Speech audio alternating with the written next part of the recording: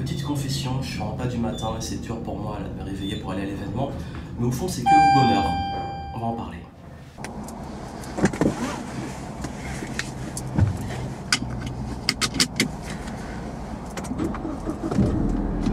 Voilà, deuxième jour pour aller à l'événement. Je vous avoue que ce matin c'était difficile parce qu'aujourd'hui on commence assez tôt. Et là, je dois me réveiller super tôt pour prendre la voiture pour aller bosser. Le truc que j'ai pas fait depuis tellement d'années, ça me fait super bizarre. Et je vous avoue que quand j'ai repris cet événement et quand on l'a commencé, j'avais un petit peu l'impression, en fait, hop, je mets mes lunettes de soleil, parce qu'il y a du soleil aujourd'hui, il fait beau, tant mieux. Quand on a commencé l'événement, j'ai eu l'impression de reprendre l'école en fait. Je vous explique, ça m'a fait super bizarre de devoir préparer mon petit sac, préparer mes petites affaires pour aller à l'événement. Et c'est vrai que qui en fait vraiment dans la vraie vie est content de se lever tôt le matin, prendre sa voiture, aller bosser, aller se former, c'est comme si j'allais à l'école. Donc c'est comme si j'ai retourné aux études. Qui est prêt à investir autant d'argent, notamment, tais-toi Waze, qui est prêt à investir vraiment par exemple plusieurs milliers d'euros pour aller se former dans un pays qu'ils ne connaissent pas, avec des gens qu'ils ne connaissent pas, dans une langue qu'ils ne maîtrisent pas, qui est prêt à se réveiller tôt pour aller brainstormer, pour aller travailler sur son business, réfléchir, se prendre la tête entre guillemets, apprendre, on va passer presque une journée aujourd'hui, c'est une grosse journée sur les funnels, on va parler de tunnels de vente, etc., notamment de liberté. Et ça que je voulais vous parler de ça, c'est que depuis que je suis ici, beaucoup de personnes de mon entourage me disent c'est trop bien, t'es en Floride, à Miami, à Orlando, tu profites, tu vas à Disney peut-être, est-ce que tu vas à Universal, Disney, etc. Ben non en fait, je bosse, je suis en événement, je suis en train de bosser, je suis en train de travailler sur mon prochain produit, je suis en train de faire des vidéos, je suis en train de me former, faire des rencontres, faire mon réseau, etc. Et forcément, ben là ils se disent mais en fait tu voyages plus pour le business mais tu profites pas, etc. Ben oui en fait, oui je profite. Et c'est ça que je kiffe, c'est que nous les entrepreneurs, en fait les vacances, enfin le concept de vacances depuis que je suis à mon compte, il n'existe plus. Pourquoi? Parce que mon business c'est des vacances, je kiffe ce que je fais en fait. Et j'ai pas l'impression vraiment de travailler en souffrance ou de passer mon temps à faire les trucs que je déteste. Au contraire, j'ai l'impression vraiment de m'épanouir. C'est même pas une impression, c'est je m'épanouis dans ce que je fais. Et c'est pour ça en fait que c'est vrai que quand on est entrepreneur, on est complètement différent. On est différent, on est même bizarre pour l'environnement. Surtout quand voilà, je montre que je suis content de bosser.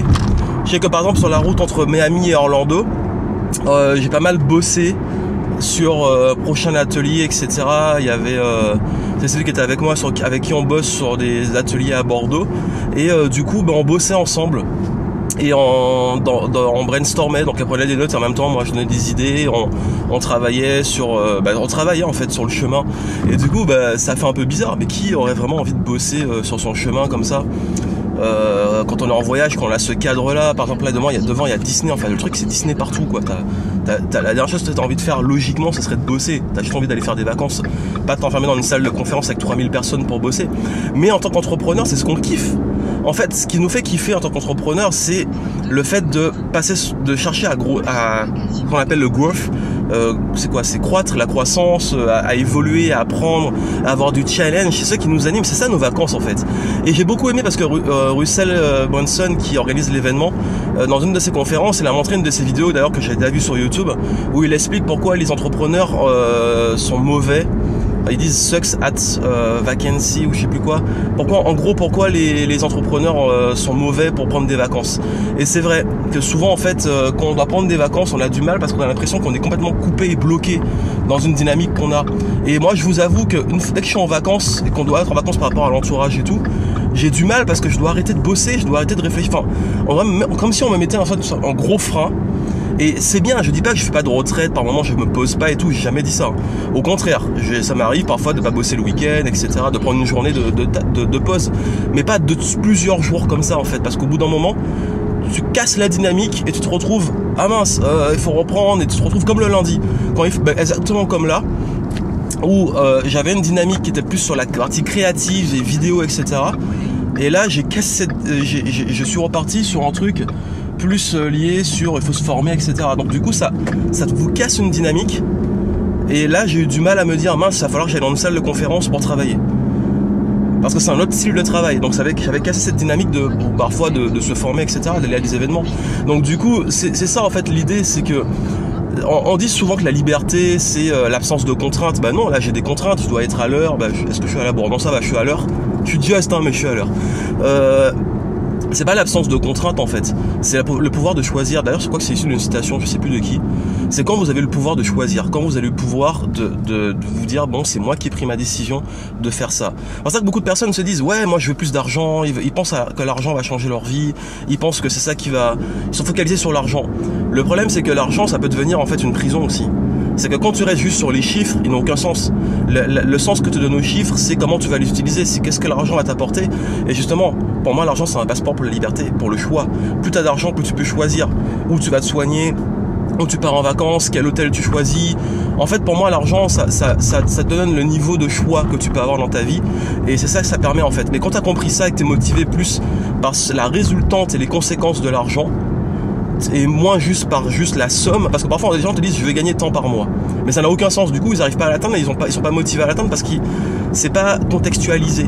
Et ça aide aussi à avancer en termes de liberté. Et c'est pour ça qu'aussi le terme de vacances, c'est ce qu'on met derrière. Pour moi les vacances, c'est pas forcément ne rien faire ou juste prendre plaisir, parce que je le fais déjà dans mon business et quand je le fais, je me dis pas en vacances. Ou alors je peux dire que je suis en retraite. Je prends ma retraite et je fais autre chose, mais ça n'a rien à voir avec des vacances pures où en fait, je crois que c'est cette Goutine qui disait de créer une vie dont on n'a pas besoin de s'échapper, parce que pour moi les vacances c'est ça, c'est s'échapper d'une vie qu'on n'aime pas. Mais quand on kiffe sa vie, quand on kiffe son job, on n'a pas à s'échapper puisqu'on est bien dedans. Et c'est ça l'idée, c'est ça qu'il faut partager avec vous, c'est que, et d'ailleurs beaucoup d'entrepreneurs se reconnaissent, c'est qu'on kiffe tellement ce qu'on fait que parfois l'entourage qui est plus dans notre mindset a du mal avec ça. D'ailleurs j'ai fait une vidéo entière, elle doit faire au moins 20 minutes, 20 ou 30 minutes sur la différence de mindset entre le mindset salarié et le mindset entrepreneur et comment switcher, comment changer de mindset. Cette vidéo, elle est sur une plateforme que j'ai mise en ligne gratuitement. Vous avez plusieurs dizaines de vidéos que je vous ai mis gratuites pour les entrepreneurs, que vous soyez débutant ou que vous voulez retravailler pour décoller. Je vous mettrai le lien en description, c'est joyang.me/démarrer je crois, et vous allez dessus et je vous donne pas mal de ressources pour vous aider à comprendre ça, ce mindset d'entrepreneur. C'est pas le sujet mais je vous en parle parce que justement j'ai déjà fait une vidéo dessus et cet espace membre que vous pouvez le voir gratuitement. Mais l'idée c'est que tout ce qui va faire la différence vraiment, c'est votre faculté, et je pense, j'en suis persuadé, à ne plus chercher à vous échapper de votre vie professionnelle et à kiffer ce que vous faites, parce qu'en fait on passe encore je vais vous faire le déluge de citations, mais comme on dit, si vous faites un travail que vous aimez, vous n'aurez pas à travailler un seul jour de votre vie. Et c'est exactement ça, c'est que plus vous aimez ce que vous faites, moins vous avez l'impression de travailler, et plus vous êtes dans la dynamique de croissance, de growth, de mindset, de plaisir d'aller au travail comme je le fais là, alors que je suis pas du matin. D'ailleurs tout ce qui est Miracle Morning et tout, pendant un moment je l'ai fait, mais je me réveillais tôt, et maintenant de plus en plus j'ai du mal. Après l'importance pour moi c'est pas à quelle heure on se réveille, c'est ce qu'on fait de sa journée. Donc même si maintenant je me réveille beaucoup moins tôt qu'avant, j'allais courir parfois à 6h, 5h, j'étais un gros malade, mais là maintenant en fait j'ai décidé de plus me concentrer sur le flow en fait. Ce qu'on appelle le flow, c'est dans une dynamique, un élan que j'essaie de garder. Et parfois je fais des retraites, parfois je fais des pauses, mais je fais d'autres choses. Et puis même, est-ce que lire c'est considéré comme du travail? Est-ce que se former c'est considéré comme du travail? Est-ce que, je sais pas, brainstormer, voilà, la partie créative? On fait tellement de choses que je sais même plus par moment qu'est-ce que je mets dans la case travail. Parfois on va plus penser que c'est les trucs un peu relous, les trucs voilà, quand il faut signer des trucs, quand il faut faire des petites tâches moins agréables, parfois un peu techniques et tout, même si c'est pas le seul focus. Mais tout ça en fait c'est des trucs qui peuvent être plus considérés comme du travail dans la notion péjorative de la chose. Mais hop, il me laissait passer quand même. L'avantage de la Mustang c'est l'accélération quand même. Et donc voilà, c'était l'idée. Alors c'est où je dois aller après? Ok, tout droit. Et l'idée c'est que si vous voulez vraiment avoir cette dynamique, aujourd'hui ça va être axé sur les tunnels de vente. Et qui dit tunnel de vente dit comment automatiser un business et comment se dégager plus de liberté, comme je l'ai fait. Et liberté, ça veut pas dire, en fait beaucoup disent, ça c'est un peu l'image qu'on aime bien donner de ce type de business, c'est qu'on est sur la plage à siroter des mojitos pendant que l'argent y rentre. Ce serait possible, je peux le faire, aller sur la plage comme je l'ai fait pendant que j'étais ici, et siroter et l'argent il rentre.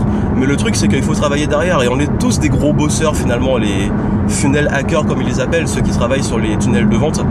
Finalement parce qu'on kiffe ce qu'on fait, on bosse, même si c'est pour avoir des trucs automatiques, on bosse. Et on bosse aussi pour faire plus ce qu'on aime et avoir plus de temps pour les gens qu'on aime et pour les tâches qu'on aime. Parce qu'en fait quand on dit automatiser et avoir... Le gars il m'a doublé par la droite sur la ligne, putain mais il est malade.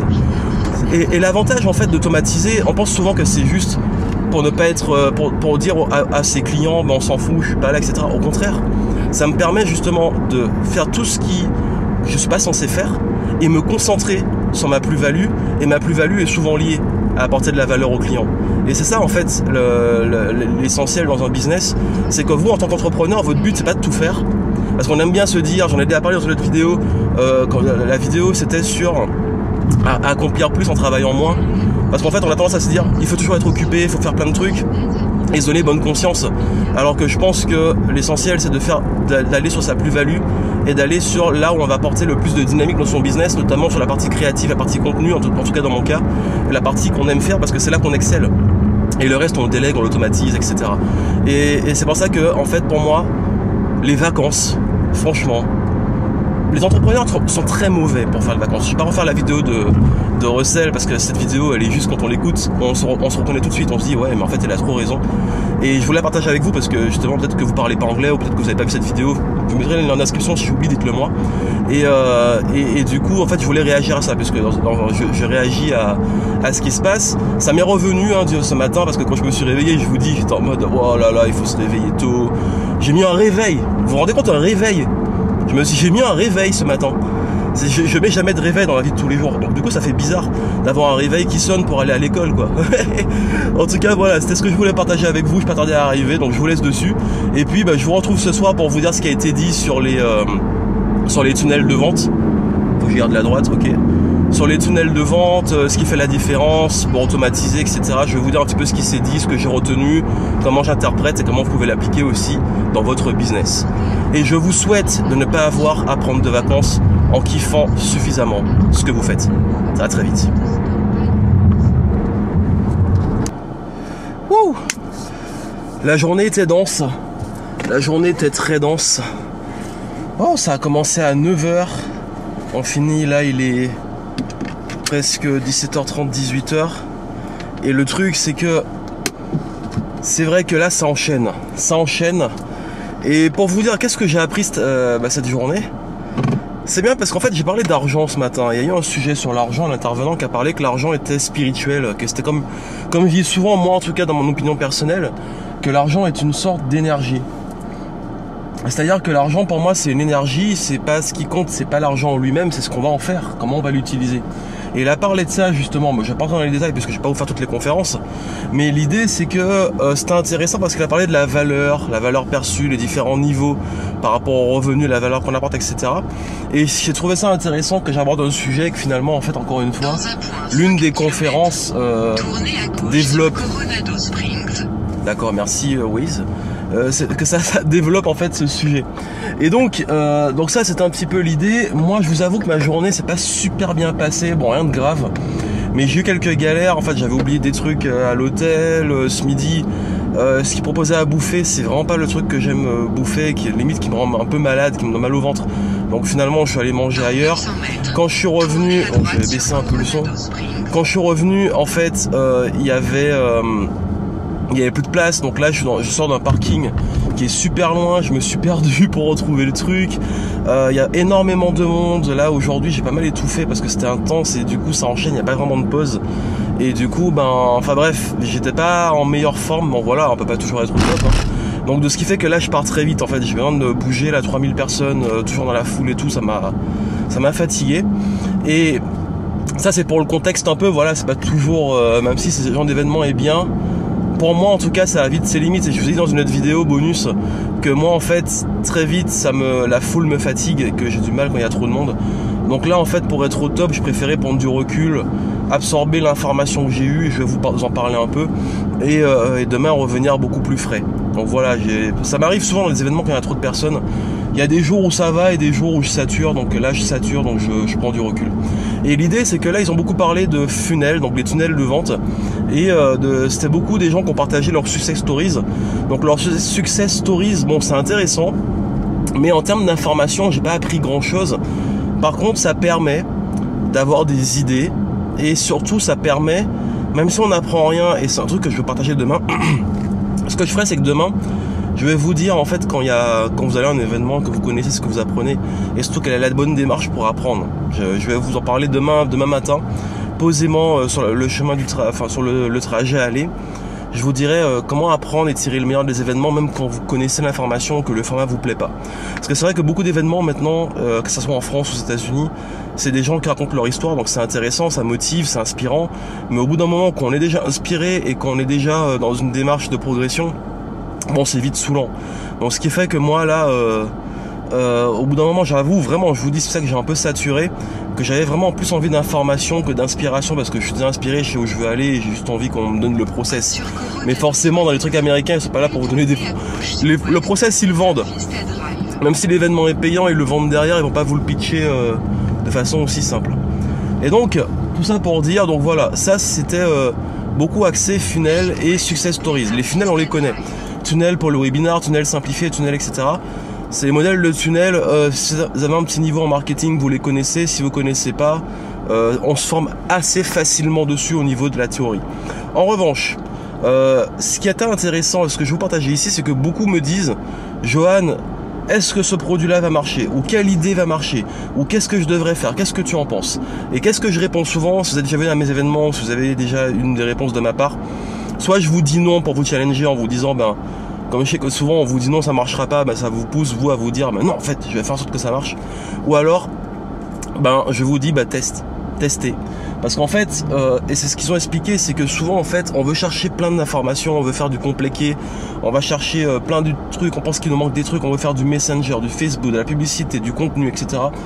On fait plein de trucs, ça marche pas, on passe à autre chose, ça marche pas, on passe à autre chose. Au lieu de se dire, bon, on fait en marketing, on va pas réinventer la roue. Ils expliquaient ça, le tunnel de base qui fonctionne, acquisition de prospects, conversion en clients. On va tester directement le plus vite possible, et c'est mon approche que j'ai moi, tester une offre. Et en fait, quand on teste l'offre, la meilleure façon de voir si ça va marcher, c'est pas nous, c'est pas moi, c'est pas un gourou, c'est pas une boule de cristal, il n'y a pas une façon de savoir, si ce n'est confronté directement au marché. Et c'est ça. Qui décide si un produit est bon ou autre? C'est le marché, c'est les gens qui achètent en fait. Quoi de mieux pour vous dire qu'un produit va fonctionner que vos clients? Et c'est ça l'idée, ce qu'ils ont expliqué, c'est que à un moment, ça sert à rien d'aller faire plein de trucs tant que vous n'avez pas une offre qui convertit en fait, une offre qui transforme des prospects en clients, tant que vous n'avez pas quelque chose qui marche. Et c'est seulement en fait en testant et en faisant simple, plus vous faites simple, plus vous pouvez savoir ce qui fonctionne pas. Je vais donner un exemple le plus basique du monde, vendre par téléphone. Bah, si vous voyez que ça marche pas, bah, vous allez modifier votre script, modifier votre offre, modifier qui vous ciblez. Vous savez que bon, vous vendez par téléphone, ça marche pas. Par contre, si vous faites 10 000 trucs, 10 000 tunnels, 10 000 plein de trucs en même temps, bah, vous saurez, pour savoir qu'est-ce qui fonctionne pas dans les 10 000 trucs que vous faites, c'est beaucoup plus compliqué, c'est ce qui est normal. Donc l'idée, c'est, si vous voulez vraiment partir sur des bases solides, des fondations solides sur lesquelles vous allez ensuite investir, commencez en priorité par faire simple. Et le simple va vous permettre ensuite d'optimiser. Et quand vous voyez que le truc fonctionne, là vous pouvez faire ce qu'on appelle scaler, investir en pub, passer à un autre niveau, etc. C'est pour ça que je dis souvent en fait, notamment ceux qui veulent se lancer, commencez avec des petits budgets, commencez avec des petits trucs, testez à petite échelle. Et si ça marche à petite échelle, vous allez commencer à balancer la sauce au fur et à mesure, à grandir à plusieurs échelles. Parce que la pire erreur du monde, c'est passer soit plein de temps dans sa grotte à créer un produit, voir qu'il se vend pas, passer plein de temps à investir plein d'argent dans une publicité, ça vend pas, on investit plus en se disant ça va mieux vendre parce qu'on va investir plus, alors que c'est pas du tout le cas. Bref, c'est l'idée de toujours faire les choses step by step, étape par étape. Une étape validée, on passe à la suivante. Une étape validée, on passe à la suivante. Et comment on fait ça? En mesurant. Et il y a eu une conférence, la toute première de la journée, il a montré les chiffres de comment mesurer les choses. Et c'est vrai que c'est le plus important en fait. C'est que vous devez mesurer combien vous coûtent vos prospects à l'entrée et combien ils vous rapportent. En gros, je simplifie, je ne vais pas rentrer dans les détails de calcul, surtout que j'ai pas de quoi vous montrer des supports de calcul. Ici on est un petit peu à la cool. Mais en fait, tant que vous n'avez pas en fait des outils de mesure et vous savez pas combien vous coûte un prospect et combien il vous rapporte, ben vous êtes très mal parti parce que vous allez pas savoir où vous allez. Ça se trouve, vous êtes en train de perdre de l'argent, vous le savez pas. Et c'est la base du marketing, c'est même la base du business, c'est le point d'équilibre. C'est-à-dire l'équilibre, c'est dépenser autant qu'on gagne. C'est logique. Dans votre budget personnel, c'est le cas. Mais dans le business, souvent, il y a des gens qui l'oublient.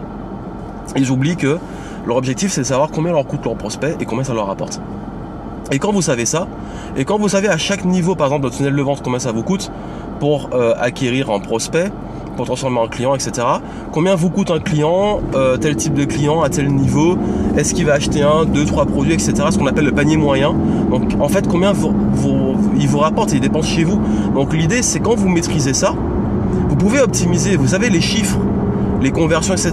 Quand vous savez les chiffres, on peut optimiser que ce qu'on mesure. Ça, c'est un truc indispensable. Vous ne pouvez pas faire du marketing, pas faire du business si vous ne mesurez pas. Et on pense souvent, dès qu'on parle de mathématiques, beaucoup d'entre vous, moi je dirais pas moi, parce que moi j'adorais les maths à l'école, beaucoup de personnes, ils paniquent. Les maths, ouais, moi j'aime pas les maths, on a une vision des maths assez négative, alors qu'au final, en fait, c'est les maths très simples, mais surtout parce que vous êtes content. Si par contre les maths, c'est de l'argent qui rentre dans votre portefeuille, si vous gagnez de l'argent, vous êtes content d'avoir des chiffres. Si c'est des chiffres positifs d'argent qui rentre, vous êtes content.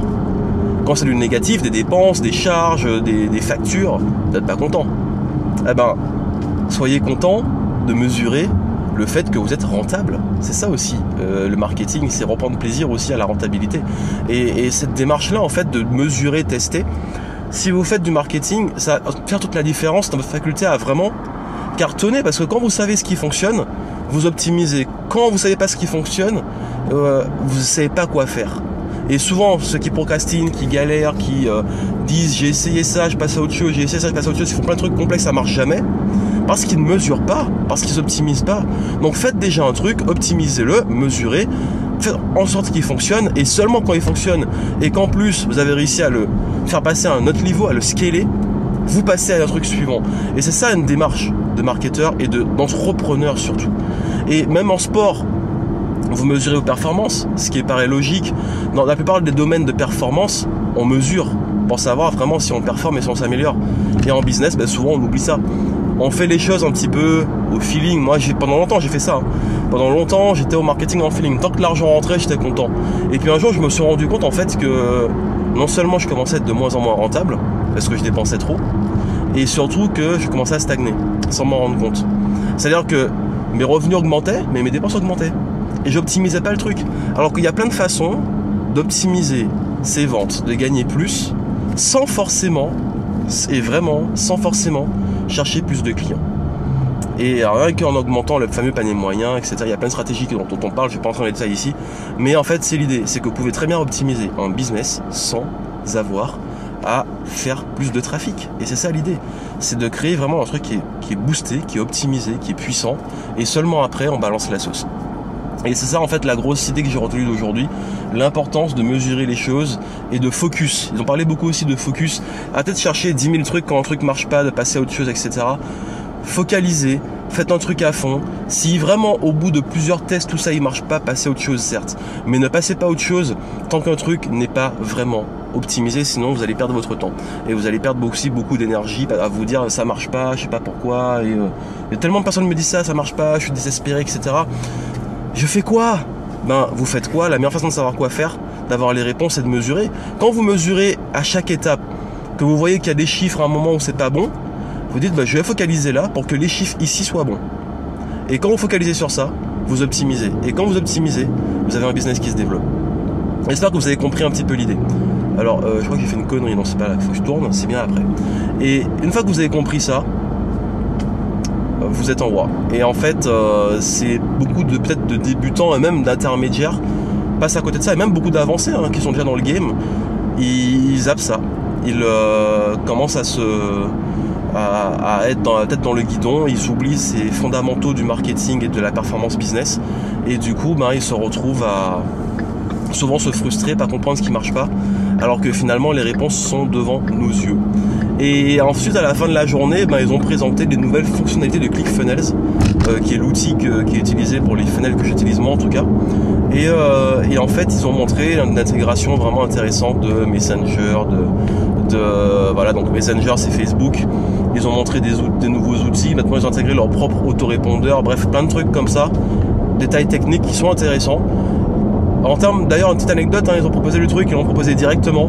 Et ce qu'ils ont fait, c'est que tous les gens qui souscrivaient au truc, ils recevaient, ils avaient droit à un t-shirt gratos. Enfin, moi, je m'en foutais un peu, j'avais pas envie j'aime pas acheter tout de suite comme ça sur place. Et puis, bref, c'est pas trop mon délire.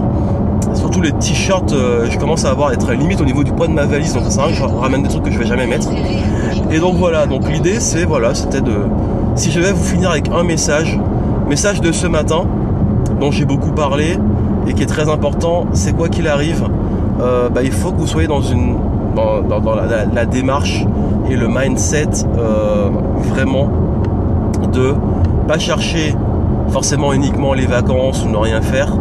Et si vous devez mettre votre focus en vous disant où je mets ma créativité, où je mets le travail, pour moi en tout cas c'est l'optimisation et la performance. Parce que comme je l'ai dit ce matin, vous avez vu, en fait c'est bien parce que c'est lié, ça met une continuité sur le matin et le soir. J'ai parlé de croissance, de growth, d'état d'esprit de croissance.